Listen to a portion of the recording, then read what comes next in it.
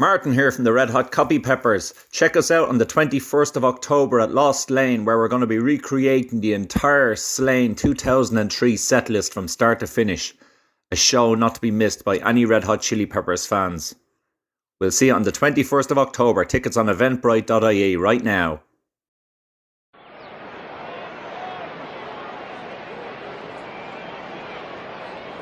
Is everybody in? Is everybody in? The show is about to begin.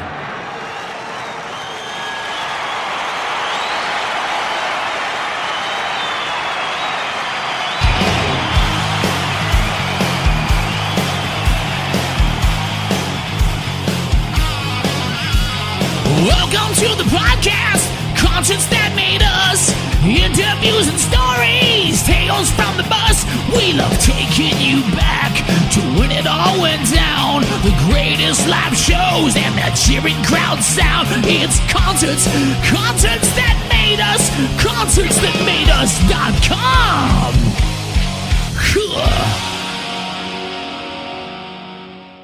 Hey, this is Alex Millar from Vattica, and you're listening to Concerts That Made Us.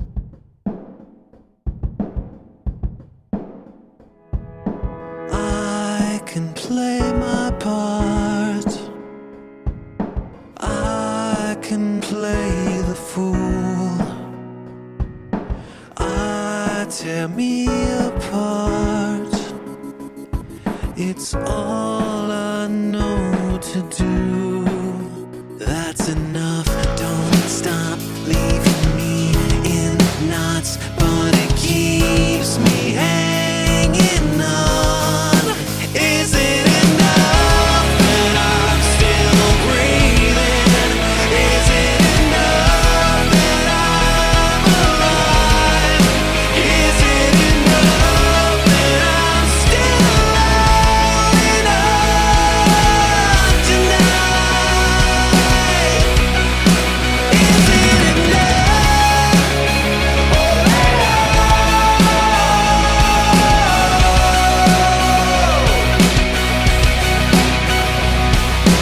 I can't save us all. I can't save myself, but I can patch the wounds if I try my best. Falling down, get up with a bit of luck. It'll keep me hanging on. Is it enough that I'm still breathing? Is it enough that I'm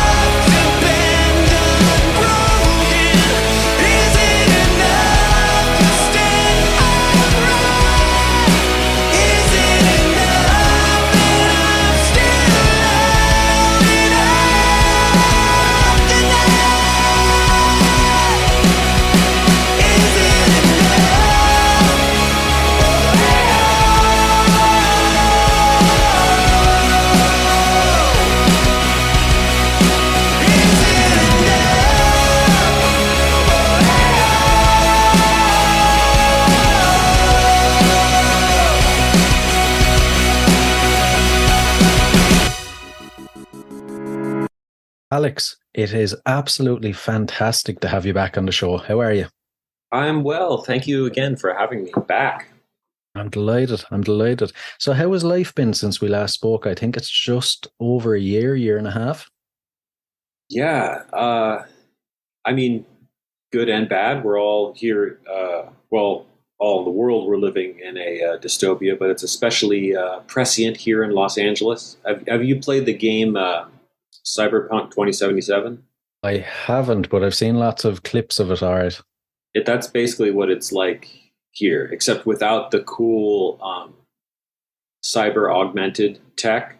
But like, it's still like a tech poverty future. Like, there's all these giant high rises being built where all the rich and privileged lived, and then on the streets as the rest of us and all of our unhoused neighbors, there's a huge homeless crisis here, which the city absolutely has the money to deal with, but doesn't, and instead spends it on cops or robots or drones.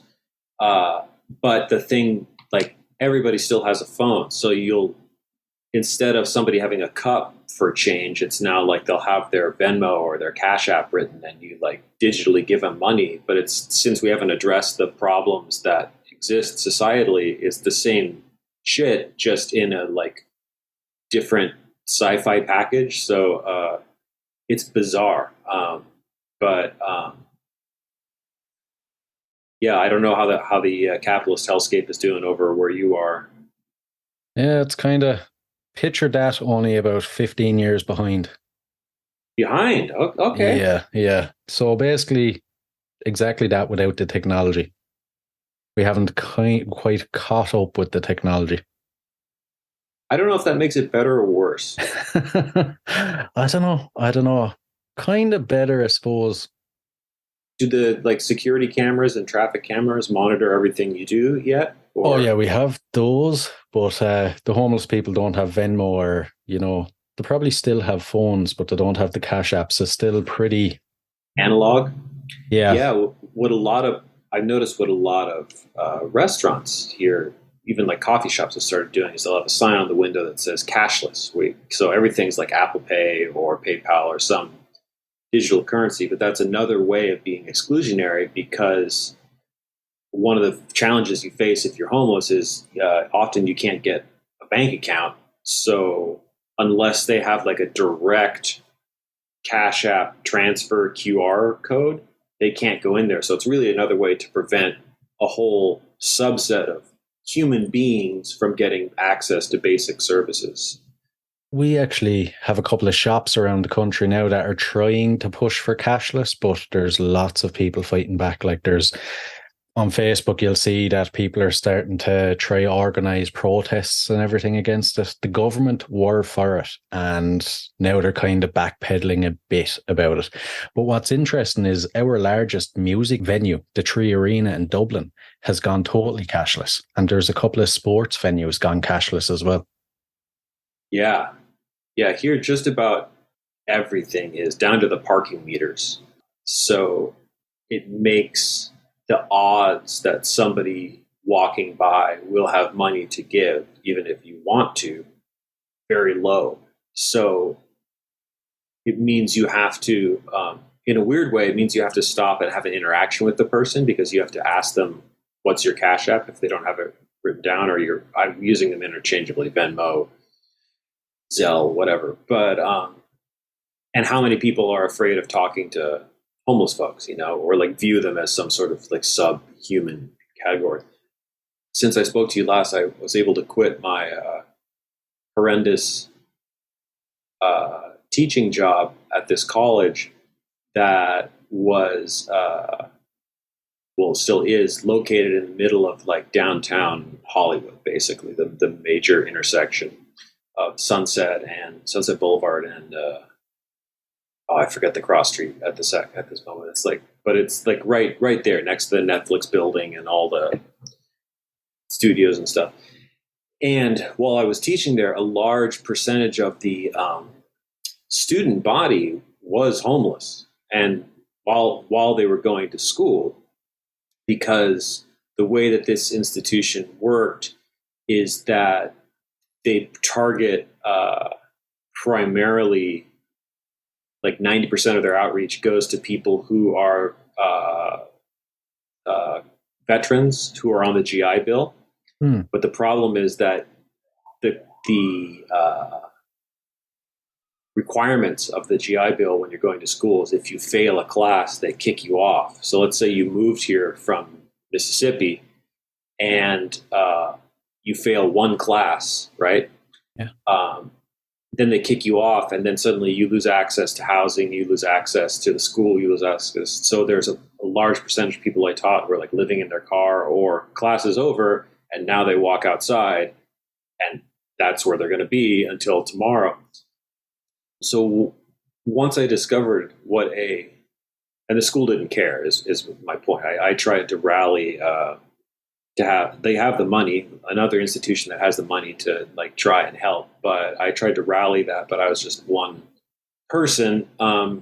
So I did what I could, but I was fortunate that I qualified for a grant that has gotten me out of that job, enabled me to pay my bills to leave that job and not be a part of that exploitative system, which is great. But which we could talk about in a second, because it's a grant that's going to enable me to create something really, really cool concert-wise. Oh man! Which is why it's applicable to your podcast. But the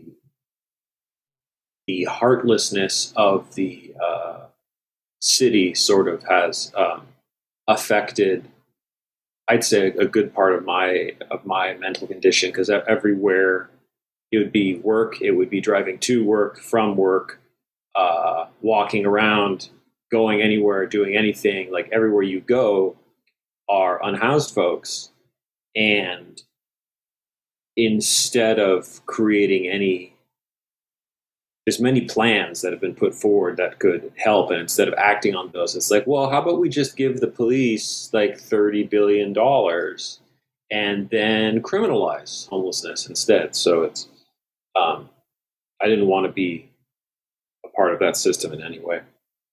Jeez. How do you actually deal with that much negativity on a daily basis then? Somebody much smarter than me, I forget who it was an indigenous activist that I followed on TikTok, said that to the effect that we're all influenced in our own communities. And so, for example, even a relatively solitary person like my vampire self, when you go out in the world, how you behave has ripple effects, right? So let's go to the cafe and I treat the barista like shit. And then that person might be, a little more angrier with their coworkers or the next person, and it creates that kind of ripple effect, right? Whereas if I treat them like a human being, let alone tip them because they don't make a living wage, that is positively affecting the environment. And I try to move through the world with that mindset. Like, how can I be of service around me to what is put in front of me on that particular day, whether that's humans, animals, whatever you want to call it, God, the universe, the source, whatever, puts in front of me in that day. Because I've learned that if you try to feel like it's all up to you to fix everything,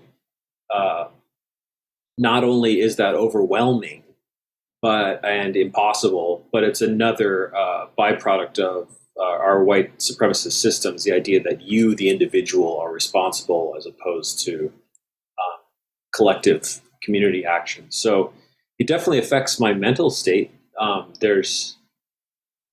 wish I had the resources. I don't know if you saw recently, Twitter's become, of course, a dumpster fire ever since the billionaire apartheid trust fund kid took it over. But he did a photo op recently with DeSantis at the border, where he wore cowboy hat backwards because he's a fucking idiot, and was like in front of all these migrants that are trying to get in, right? Hmm. And do you see that? Do you know what I'm talking about? I seen something about it. Yeah, I'm not overly familiar with it. So there's this amazing picture of him standing there looking like an idiot for like a photo op, basically, the world's richest man, and all these people. But it's only like 100 people that they've sort of assembled for this photo op. And he could help directly every single one of them. It wouldn't make a dent, you know, and he actively wakes up every day. Him and the other, 400 billionaires or something, Something like that. actively wake up every day and choose not to help. That's a choice every day that they make. And it's maddening because if I had those resources, like there's so much that I could fix, you know, and the people that have the resources seem hell bent on condemning all of us into the most dystopian timeline. It's like they watched all the dystopian movies from the mid to late 90s and were like, that's a great idea. Let's do that. Right. So it's, Yeah. so to answer your question, pacing. You have to pace yourself, I think, because everything is so dark all the time that if you completely deplete yourself, you can't be of service to anybody, let alone the immediate people in your life. You know, so pacing. Very good. Very good. And before we chat about the music, you have to tell us about this great grant you got and how it's changing your life and the plans you have with it. Yes. So I was fortunate to get a grant by the Community Arts Council here in Los Angeles that is specifically for artists. But basically what it does is it provides living expenses for a year and then gives me a project budget for a year. And the project that I proposed to them is what if, which is being developed this year and then is going to happen in July of next year, 24. What if we built a mini festival that instead of prioritizing abled and neurotypical people like every single festival, right? We made one that was specifically designed around the needs of the neurodivergent, disabled, queer, non-binary, and trans communities. So like our most vulnerable populations. What if the event was built around their comfort and access in mind, and also the people that were performing were members of that community, and the merchants that were selling stuff were members of that community. And so it's called Neuro Nite. And it's if this one in July is a success, then it's a model that I want to use for to happen.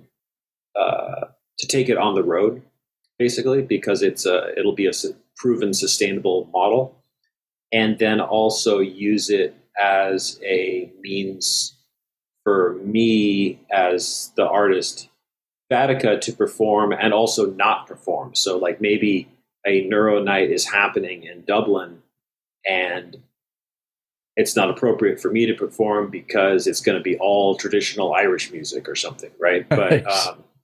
But that doesn't mean that I can't be involved in the facilitation of it. So it can be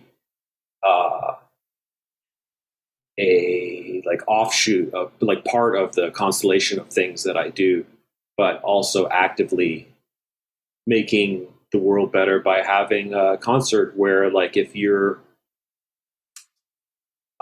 and I'm going to be working with consulting agency because while I'm neurodivergent, I have obsessive compulsive disorder.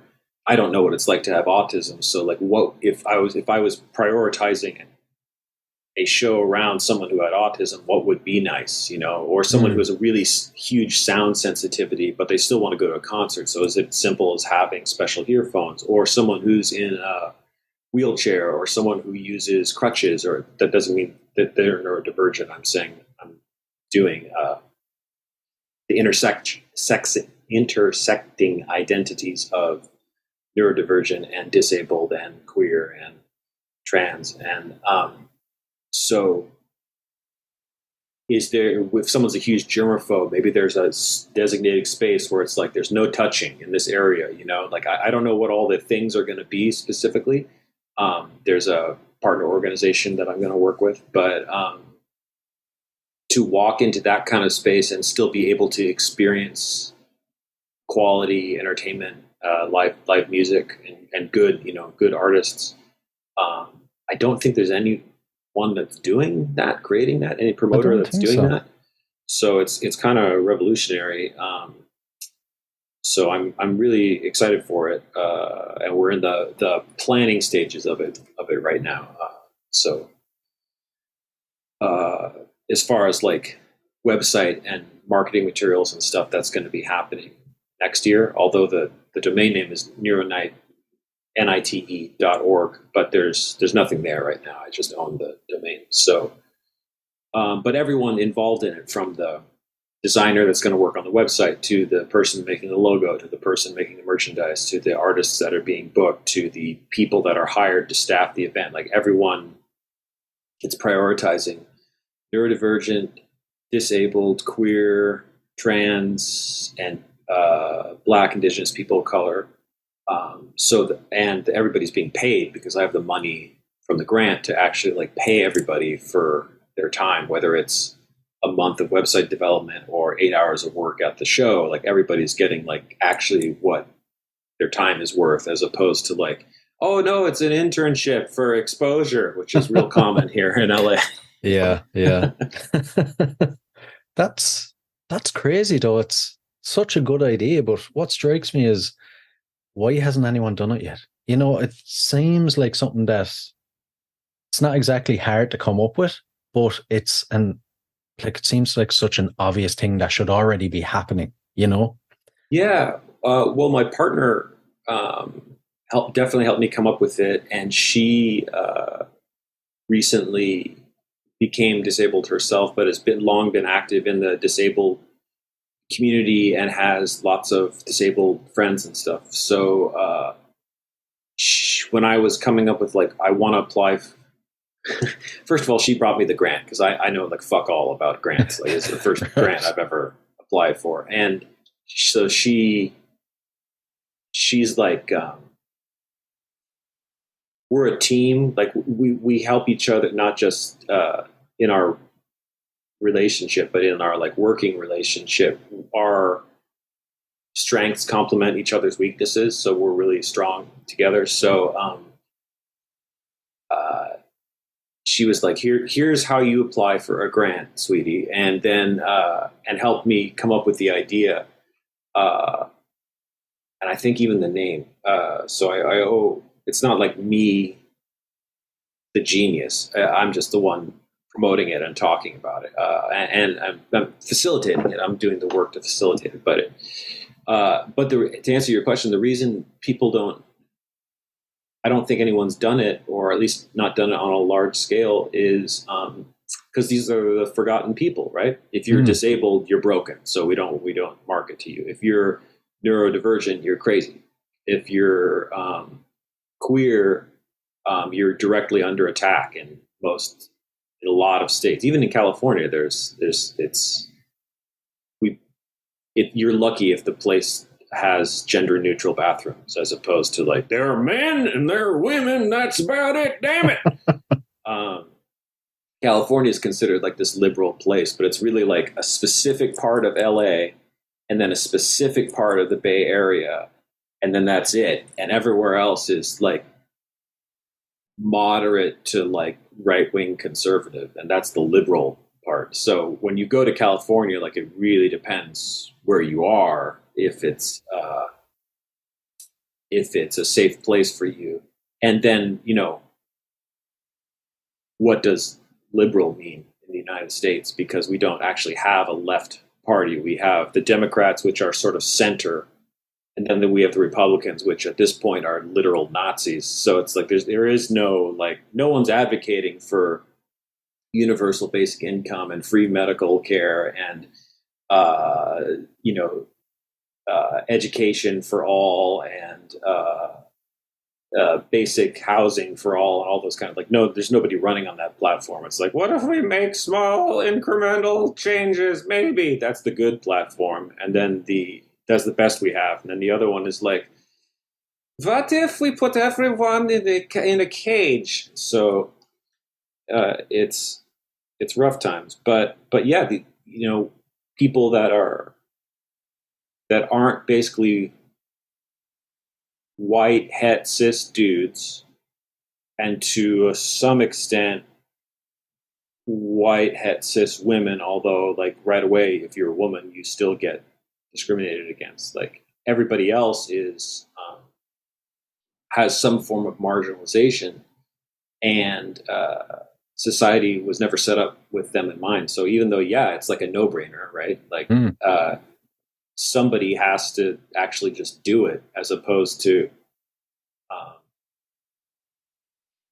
every other model of concert that I've ever been to or played in my life. Like just like there is this place in Berkeley that's near Oakland and San Francisco, that just to load in, you used to have to load in your amps and stuff down 2 flights of like 90-degree stairs, right? And there's no elevator.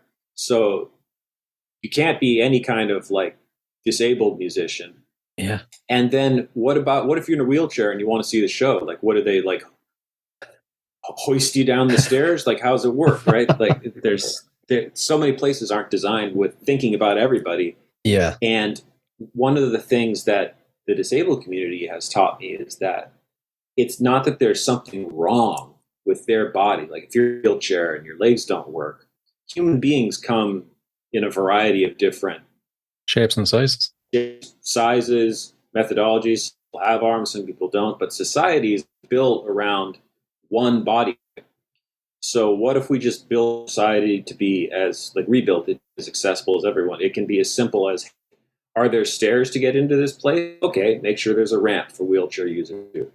Not a shitty ramp, right? Not one at like a 91-degree angle, but like a nice proper one. Or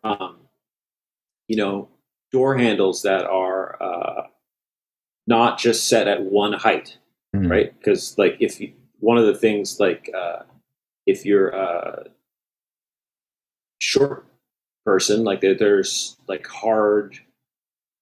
those are hard to reach, or like the automatic doors like won't even see you because the laser isn't aiming at your height, so you have to jump up in the air and to activate it, which is an indignity. Or the general height of sink in a restroom, right? Or you can just go on and on and on. So if we were designing stuff with the endless variancy of the human being in mind, as opposed to there's one right way and everyone else is broken. It's like, well, by that logic, then we should be designing only for the broken people, because there's a lot more quote unquote broken people than the quote unquote right way, And we don't have to get into this conversation, but then you look into where does the right way come from, and shocker, it ties back to white supremacy and scientists building the quote ideal white body, which they didn't know white person has ever even looked like. You go in the doctor's office and there's the chart of the guy and he's like super fit and like all that, like that comes from not that long ago, like the 1800s, and it was designed specifically for the quote advancement and superiority of the white race as directly juxtaposed against black people. So it's the very beginning of the medical industrial complex prioritizes this, what they thought was an idealized version of a white man, basically, that has also never existed. So it doesn't even help white people, because it's like, well, no one like this. Right. So something I have to ask though, that I keep thinking over and over when you're telling me about it, is what sort of kickbacks do you expect to get? I mean, people shutting doors in your face, kind of no's and stuff like that, you know, because I feel like whenever someone is trying to spearhead something that will help minorities and other groups, they will come up against objections and people just telling them no. So what are you expecting? Oh, it's funny. In America, the word kickback means like payoff. I thought that halfway through, yeah. Yeah. You mean like pushback? Pushback, yeah. I already know most. I can't say yet because it's not, the contracts aren't signed, but I already know the organizations that I'm going to be working with, who are already down for the idea. So it's not like I'm starting from nowhere. And being in Los Angeles, there are a lot of, it's much more artist friendly than, say, Bakersfield, which is a sun-drenched town in California, about an hour and a half out of Los Angeles, and it's real conservative, right? So the pushback that I expect is going to be more when it comes to really boring stuff like modifying a stage to make it accessible, or I don't have I haven't secured a partner space yet. I want it to be outside because of COVID. So that means largely in the area that I'm working in, I have to work with the city. So then the city has a whole bunch of rules when it comes to permitting and stuff. So boring pushback, or not even pushback, but like hoops and stuff that I'll have to jump through. But as far as the humans involved, I don't really anticipate trouble. Perhaps I'm being naive, but I don't. We're not working with anyone that would have like an issue with what we're doing, and it's not like it's as you said, it's not. It's innocuous. It's revolutionariness, you know. If I was doing it in Florida, maybe it would be different, you know.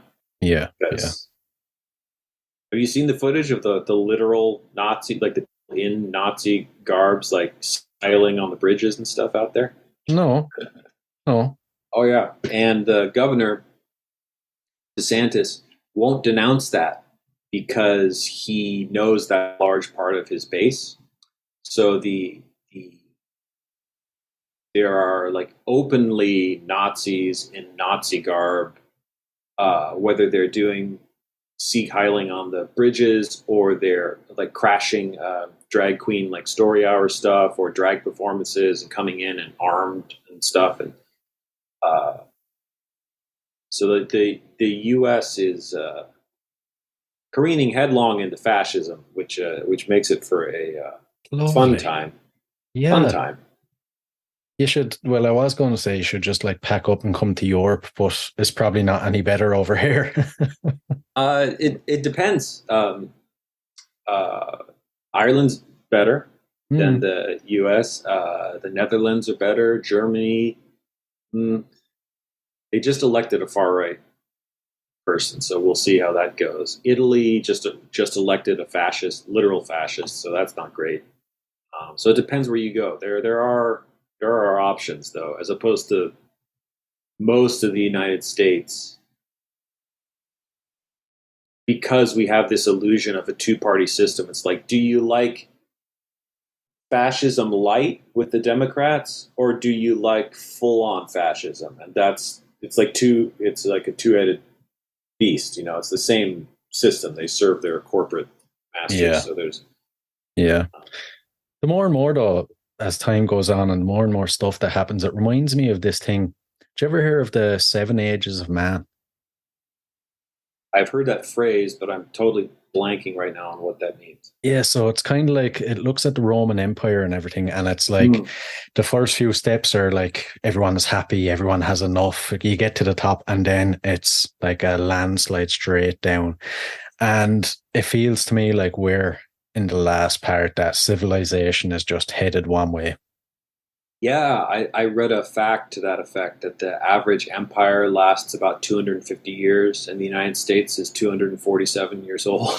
Right. So it's like, oh, okay. Yeah. Better start preparing. Yeah, exactly. And on a lighter note, I suppose, you've released new music since we last spoke. Back in Yes. July, you released Is It Enough? Mhm. And you have more music coming this month. Would you like to tell us a bit about it? Yeah. So, is it enough? Is about sort of what we were just talking about. Is it enough to be? Is being alive a revolutionary act in a system? You know, capitalism is a death cult. So, is it? It's in a system that's designed to destroy and extract until the point of death everybody except the 400 richest families or whatever it is, 500 at the top. Is it enough to just like hold on, basically? Um, that's what I wrote it about. The lyrics are, I always write my lyrics to be a little bit ambiguous so that you could make it about something more personal to you. Because once you release a song out into the world, my goal is always to have whoever comes across it personalize it and make it part of the soundtrack of their life. So if it ends up meaning something different to that listener, that's totally fine. That's what it means to you. But that's what I wrote it about, and it's a big, like, as usual, the big catchy chorus, lots of hooks and big guitars and stuff. And then I'm totally changing direction for this release October 20th, which is called "Playing with Ghosts," which is a song about loss. And I originally wrote it about the fact that all my life since I was in, let's see, I started playing in bands professionally at 14 and only stopped when the pandemic first started because everything, the people that I was playing with, like, were all from different parts of the country and I had to move back and all that stuff and stopped. And then the people, I was, one of the personal things that I've been going through is I realized that, like, oh, I don't know how to make friends, like, because all my friends have always been the people I've been playing with in a band, in a project, because that's what I spend all my time doing. And so when the world temporarily ground to a halt, and then, at least as far as the U.S. goes, even worse, started pretending that the pandemic just was over and doesn't exist anymore, and so we're just grinding along. Um, So Playing with Ghost is about how when I create music now, uh, I'm literally playing with phantoms, with digital musicians, because I do all of it. I sing it. I play all the physical instruments that I know how to play, and then everything else I program, and that I produce it myself, mix it myself, engineer it myself, master it myself, put it out myself, promote it myself. So it's like, that's literally what it's about, but it's also about loss of community, loss of friends, loss of people. It's sad. It's one of the most personal songs I've ever written. But again, I wrote it, the lyrics to be, it'd be pretty hard to interpret it as not about loss, but what that loss is for the listener, they can decide, you know. And what I'm doing is I'm releasing an EP of that song. So the first on the EP is the regular single version that I do. Then the next one is the single version, but with an extended, like, giant rock opera outro thing. Then the third version of the song is going to be a duet with this awesome creator named Eli Arnold. You can find him on TikTok. He's like the amazing singer, and does a lot of good political commentary. The fourth one on the EP is going to be an a cappella and piano version. And then the fifth one is like a cyberpunk, like Netrunner burner remix of the song that I'm doing. So it's going to be like these different interpretations of feeling within one song, which I haven't done before, which is going to be cool. So all that comes out on the 20th of this month, right in time for Halloween. Nice, nice. And have you any plans to gig with the new songs or play them live? So yes, that's where Neuro Nite is coming in. Because something I've been struggling with is, even though I could be booking shows, how responsible is that of me to participate in every show is a super spreader event at this point, right? Because there's no masks, there's no one's being checked at the door, there's nothing. And an interesting fact I learned is when big artists suddenly cancel like a string of dates for about a week or 2 weeks because they'll say like fatigue or they are having vocal issues or whatever. They never say COVID because the insurance companies, because the big artists have like touring insurance and stuff, Yeah. don't cover that. They made sure to not cover that right away because they know that they're going to get it because they're interacting with fans and huge masses of people and stuff. And even even a huge artist like Green Day or something, maybe they can run their bubble safely, so like all their crew and them are safe, but they're still facilitating the gathering of thousands of people. They play like 50,000 person shows. You tell me no one out of that audience is going to get COVID and then spread it to other people. So I was dealing with like ethically, obviously I'm not drawing 50,000 people. A good show for me would be like 1,000 people, but how can I play? This is the longest I haven't played on stage my whole life since I've been performing, which is, let's see, 41. So I've been playing since I was 14. So it was like 27 years. So I haven't played a show since January 2020. And that's a whole part of myself that's missing. So with Neuro Nite, I'll be able to create an environment where I can perform safely and the people there are being taken care of too and are safe.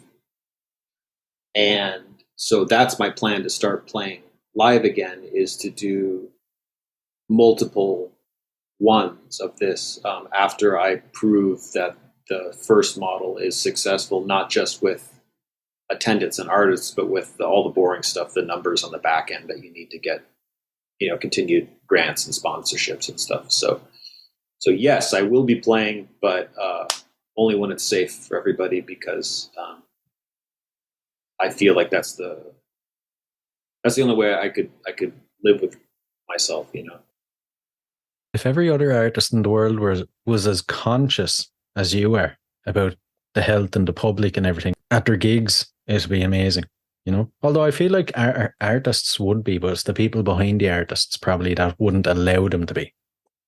Yeah, I mean, I feel like you're only as effective as the amount of power you have. So really, the only bands that have any power are like what at this point are legacy artists. Whether it's the Green Days or there's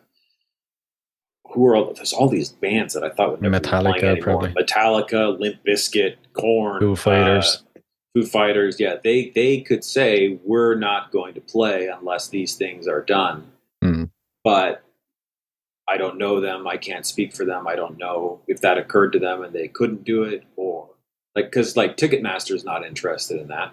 No. Ticketmaster's interested in we didn't have revenue for we didn't have revenue for like 1 year, so we need to pump as many shows as possible. All the festivals aren't interested in that, and to be fair, it's a huge logistical. How do you figure that out? Do you have a show like Rock AM Ring?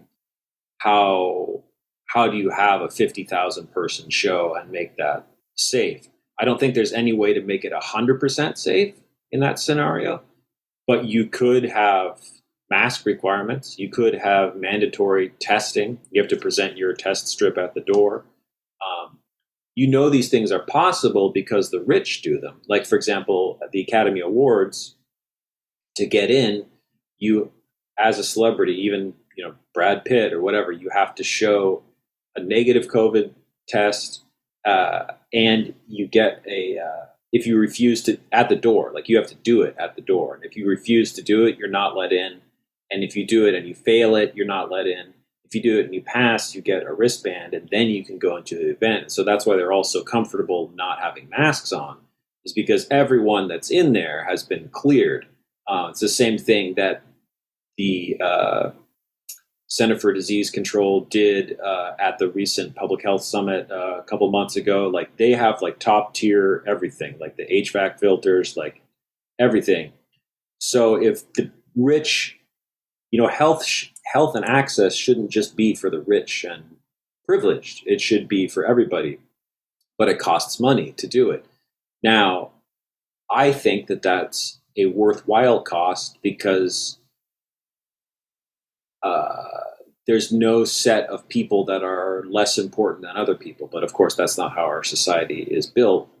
People, balk at, but it would cost this much money. So even though we'd still make a profit this quarter, it wouldn't be as much of a profit. And it's like, oh, poor you, Ticketmaster. Oh, poor you, Live Nation. Like, you still made a profit, but you made like slightly less of a profit because you would have done, you know what I mean? So would have done the right thing. Yeah. So, and as far as the celebrity bands go, they've been in wealth bubbles for so long. I don't know if it occurs to them because everything in their life around them, the pandemic is essentially over. Yeah, true, actually. True. I never thought of that part, actually. They don't know what real life is really like. So no, even I love Green Day, right? Like that's the reason I started playing music. 13, 14-year-old Alex loves Green Day's music and also doesn't realize they have a crush on Billy Joe. But they've been rich now for longer than they haven't been rich. So even though they started out working class, their lives don't reflect punk rock or anything like anymore, right? And neither does Dave Grohl and the Foo Fighters, and neither does most of these bands. Like, they live these cush little nerf lives, and it doesn't seem to occur to them to use their privilege and power to not only make the world better, but to help bring in the next generation of artists. Think about the power of just like, if the Foo Fighters want to go on tour, every place that they tour, they bring in 1 to 2 local opening acts. They choose them. They choose the ones that they like, and what a career boost that would be for those acts, right? And that can also be part of their legacy. Is like, look at all the bands that we've launched. Yeah, exactly. But instead, it's like, no, Dave Grohl's got a new book coming out. It's like, do we need more of Dave Grohl's thoughts? Like, I feel like we've covered it. Yeah. And are you going to concerts then?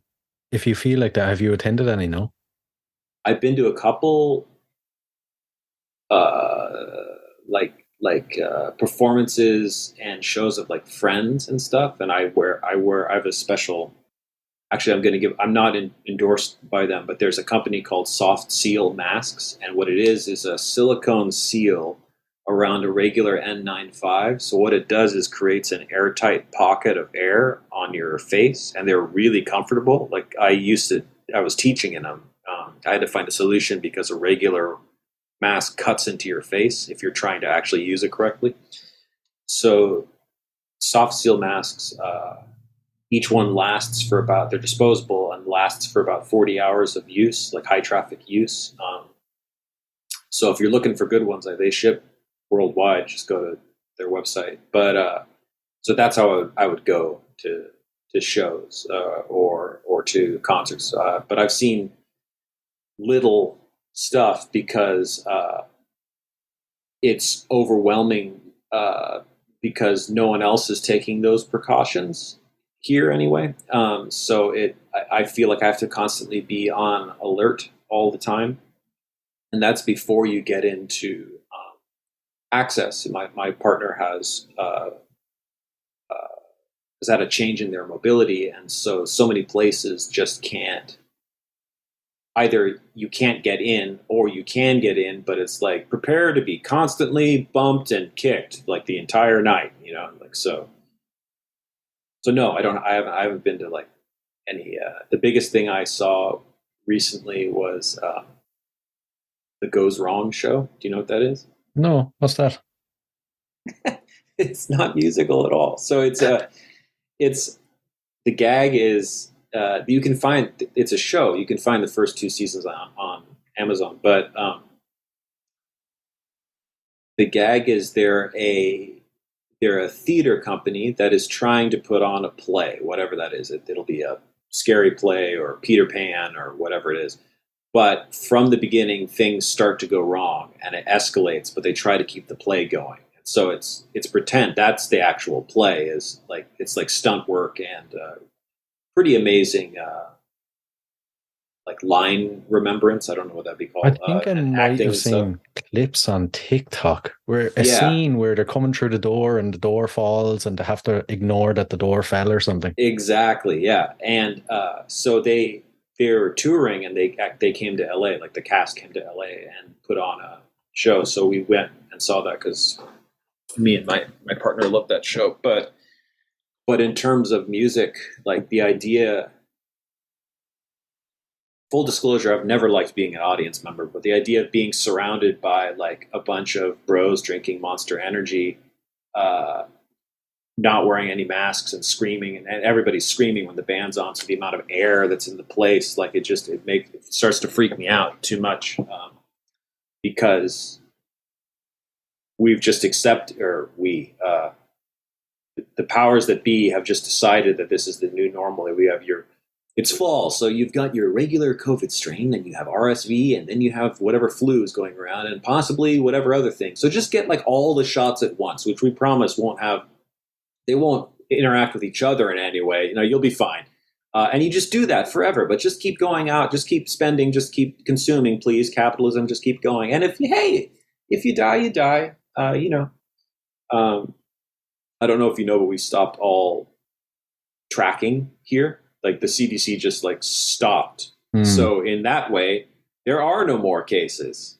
But if you're not tracking them, of course there's not. So it's really hard to get numbers on how much of a spike we're going into in the winter here. The only tracking we have is wastewater tracking.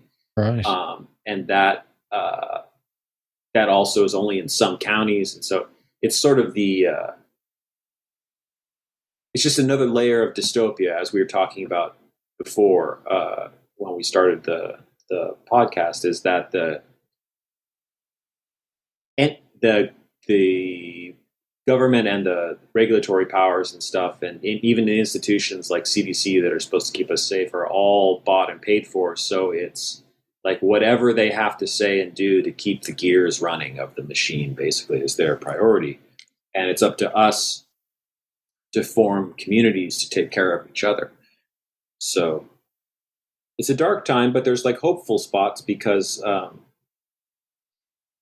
the idea of community building has never been stronger than now, or at least in the last 100 years. I mean, of course, there was a whole society and community of people here in America before our ancestors decided to come over, and we've discovered it.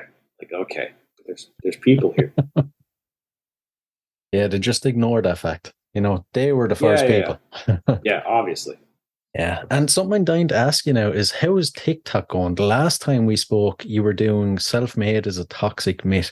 I see now that you're doing nothing is neutral. Yeah. So I still do the self-made ones sometimes. I started to get tired of basically on any video that I have that goes viral, is an annoying expression. Any video I have that does well, you get the people that are pro the video, the people that are con the video, the people that are in between, And then each one of those groups has like 5 basic arguments. And I try to interact. I don't like creators that don't engage with their audience. So I react and try to react to just about everybody. But like once I start seeing the same talking points repeat, I'll respond to that particular talking point like 3 times, and then I just leave it alone. So because I feel like I've explained my position on it, especially if you didn't get it from the video. And so I got tired of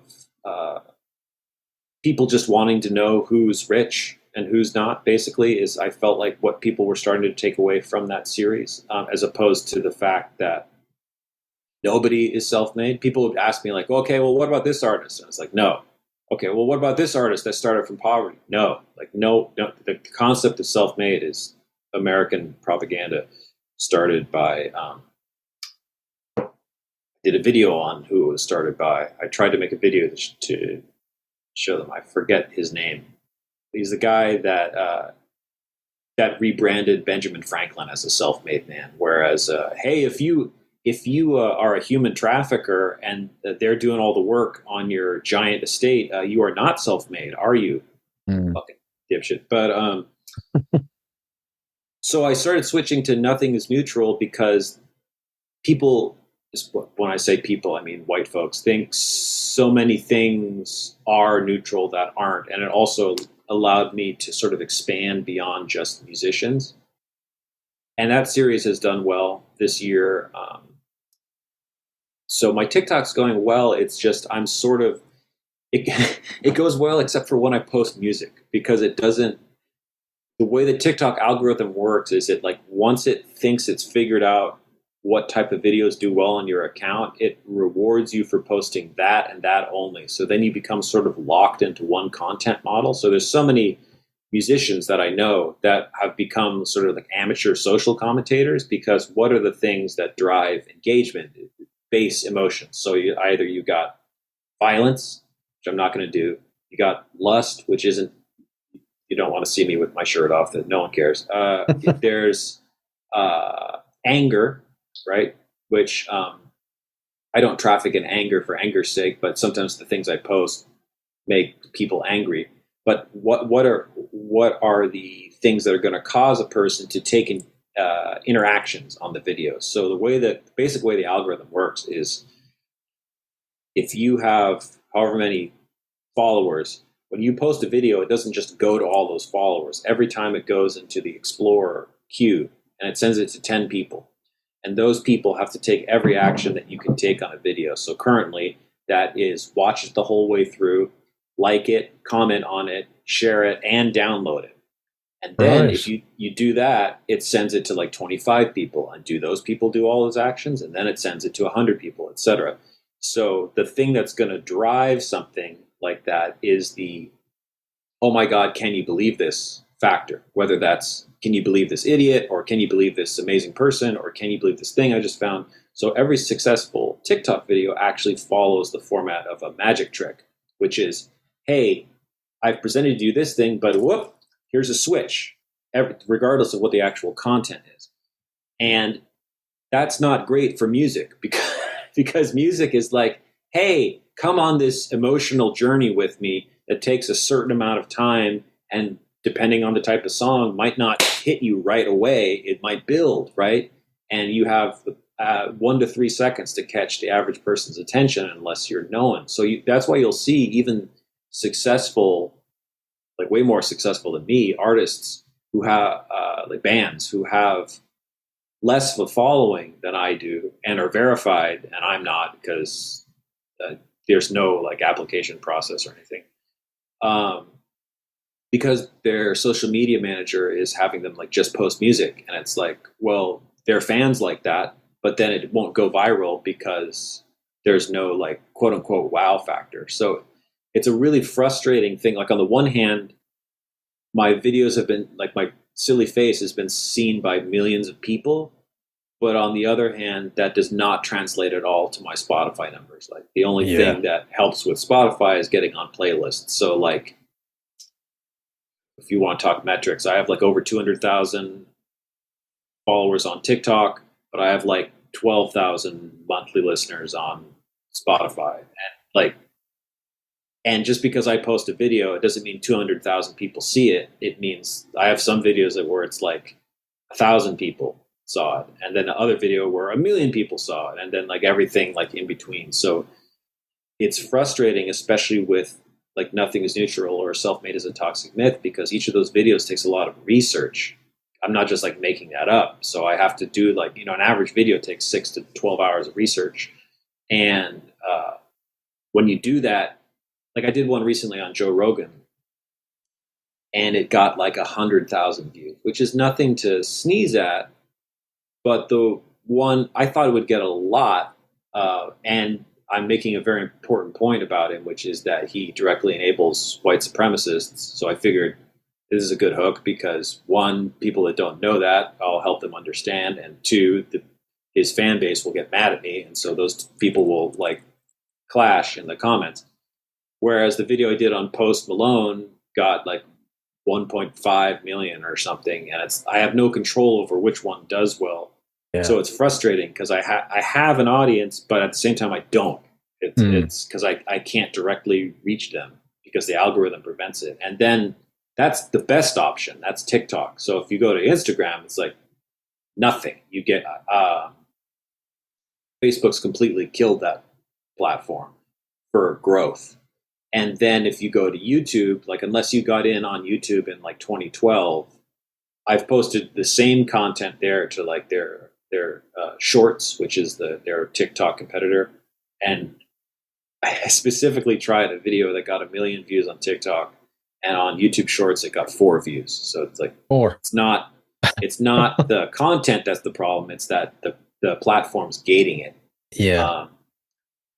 Which they all do. So it's like this constant race to the bottom to try and like create quality content that is aligned with my values and is in the sphere of what I do, but is often music adjacent, not music itself.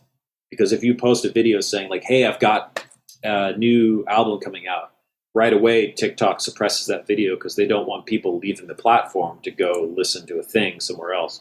But if I post my own music on the platform, I get a takedown request, a copyright request, a strike against myself because TikTok identifies that it's music that's been uploaded to a distributor.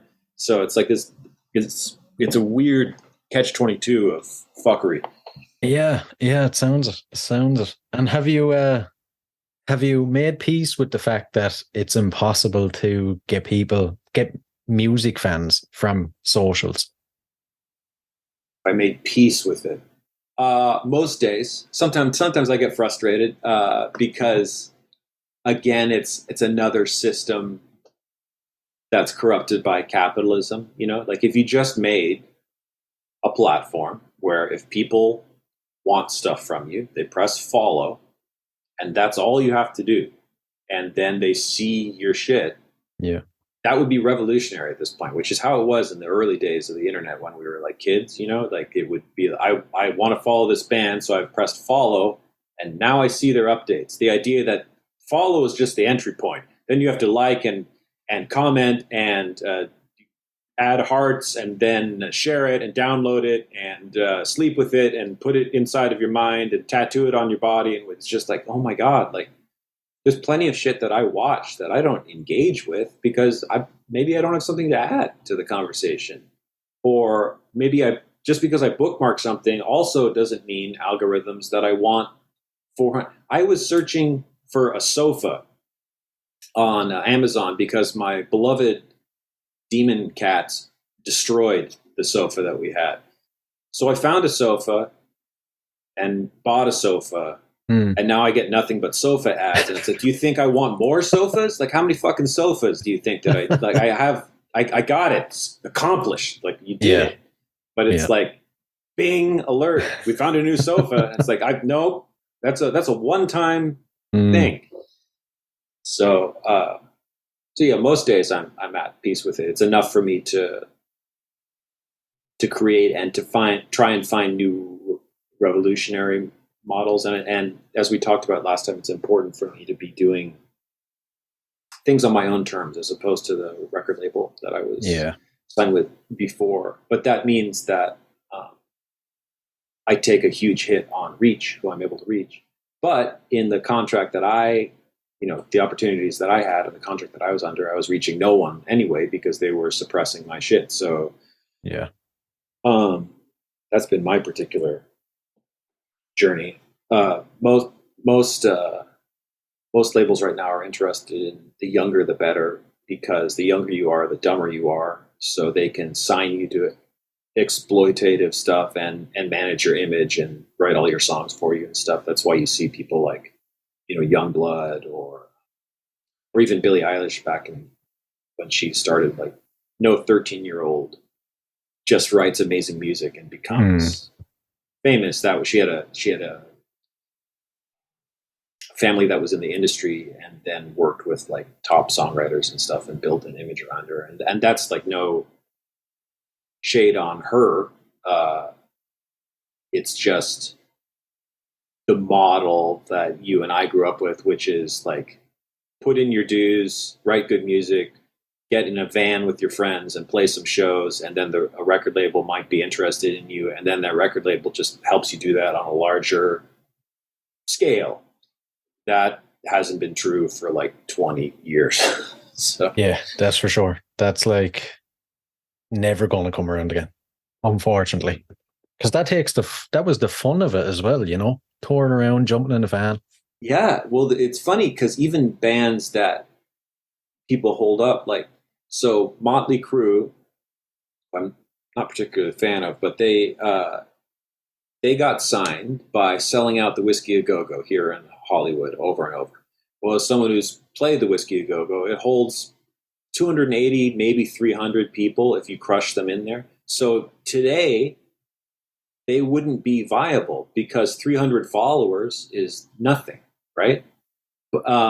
Selling out a 300-person show is nothing. The label wants someone who's already doing, got 10 million followers and has their own merch line and has done their own tour, basically done all the work for them. And then they want to come in and take 90% or more of what the artist does. Because that's the only way you can get access to the really top tier systems, like, everything Live Nation program, like Coachella or all the big festivals. Yeah. So it's just funny to me that, like, I would say that current A&Rs have no idea of what is good because they're being told to find things that have high numbers. So it's like, well, this artist has 10 million and this artist has 25 million. So 25 million must be better. Yeah. And it's a time where people care even less about the content of the actual art than ever before. It's the same thing movie studios are doing. Every movie needs to be a franchise. It needs to make $1 billion. And it's like, well, that means that movie has to appeal to the most amount of people as possible and work in the widest variety of languages as possible so you can do money overseas. So that means we get big, like Rock'em Sock'em Robot smashing superhero movies with less and less and less plot because it's the easiest to translate. And all meaningful art gets lost in the service of profit. So no matter where you look, capitalism is destroying it. Without a doubt. And I suppose before we dive into the last couple of questions, I usually ask future plans, but I feel like from the start you've told us your future plans. Is there anything else you want to plug or tell us about? Yeah, my year is planned out in terms of what I'm working on. I will be releasing music through it. Again, my next stuff comes out October 20th. And I will be releasing TikTok content through that time, but I'm also going to be focused on creating Neuro Nite. So in terms of new projects, I think that's all I can handle this year. Yeah, that's for sure. Although who knows? But yeah, that's all I have to plug at this moment. Brilliant. And you know what? The closer it gets to Neuro Nite, or even when you get updates on it and you're moving through the different stages of it, please keep me updated. I'm hugely interested in it. Absolutely, yeah. We're one of the ways we're making it accessible is we're going to live stream it from at least two camera angles. So even if you're, because some people, there's an activist that I follow. Actually, you can find them on Instagram. They're called Pained and Confused. They are someone who lives with chronic health conditions, and most of the time they can't leave their bed to go to a place. Well, for all those people who are in situations like that, I want them to be able to be a part of it too. So I want to live stream it. But so many live streams like suck. It's like a camera duct taped to a corner, and you see like, well, there's the singer's ear. So Yeah. in the budget for the show, I've written in like two people who are going to have like actual steady, like iPhones streaming, but steady cams, so they can Yeah. actually Move around. move around. So you'll be able to see it. Is my point when it happens. Of course, you'd have to stay up late or early. Time? How does it work? I'm not sure. It is 8:45 for me now at night. PM. PM, yeah. Okay, so you're 9 hours ahead of me. So it would be way early morning for you. Right. Because that's another thing. Like time is also an accessibility thing. So I'm probably going to have like the actual music start at 7, have it be 3 acts. Each act gets like a half hour to 40 minutes, 10-minute changeover. So I have the whole thing done by like 9:30. Then people can go the fuck home. I think that is also something that's important, especially in LA, where where I live, there's no assigned parking. It's street parking. Oh, So right. what that means is that if you leave basically any time past 2 p.m., like good luck parking for the rest of the day because there's too many people.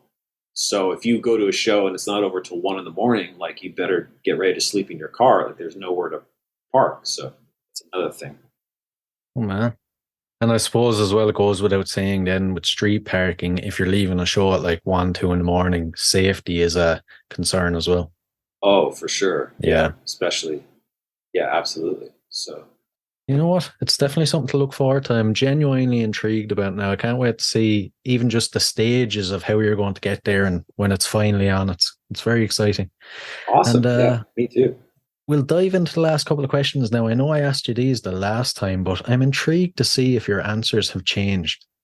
Well, that was a year ago, which in pandemic time is a decade. So I don't remember at all what they were. So we'll see.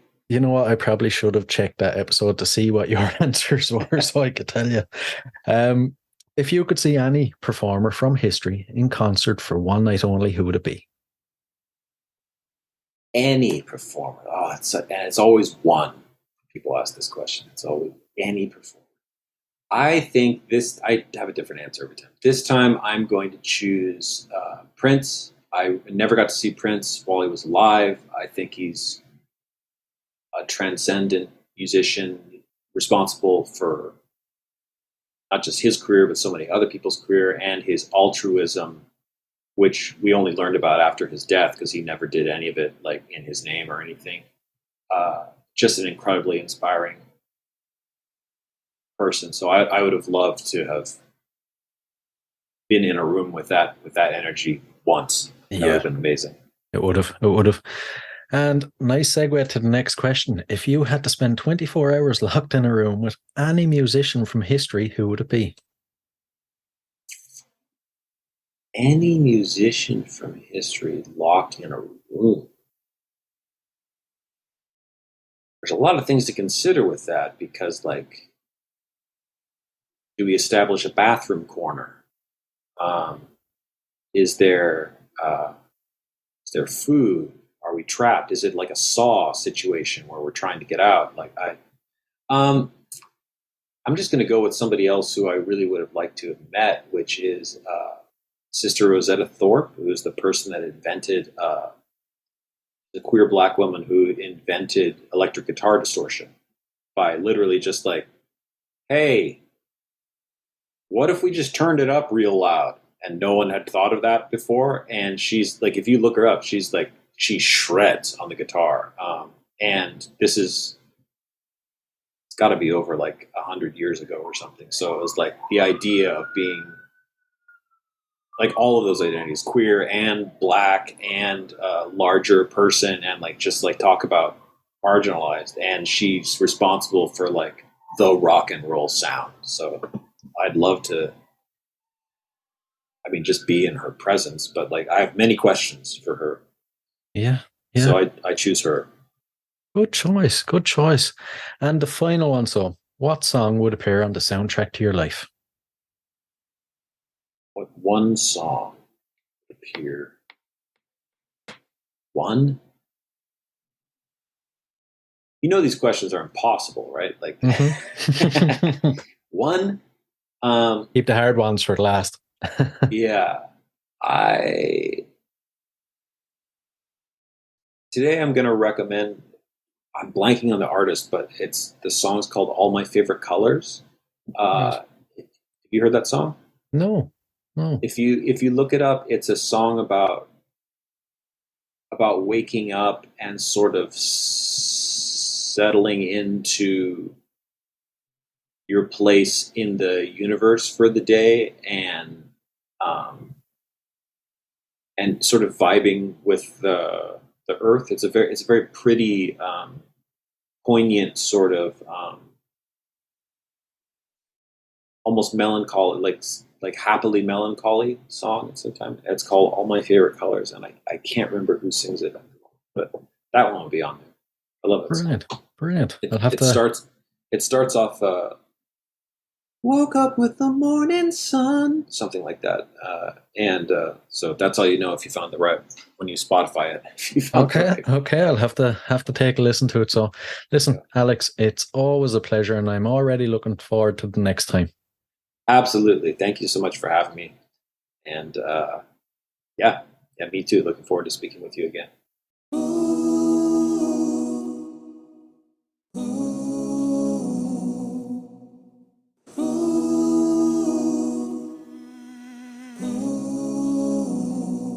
Heard your voice,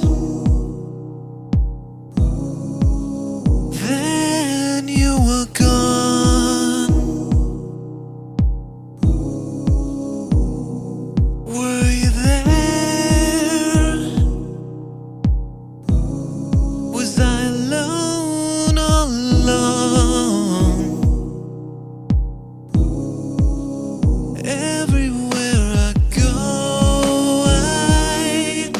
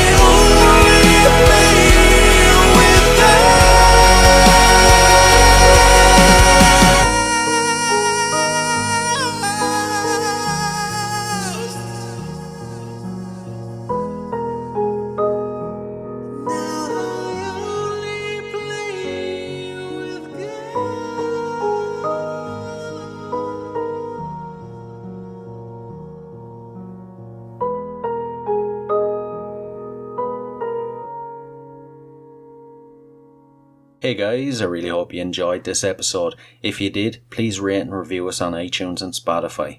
And if you're interested in signing up to Band Builder Academy, use the link in the show notes below and enter the code CONCERTS and you'll receive 10% off. So, until next time, keep rocking.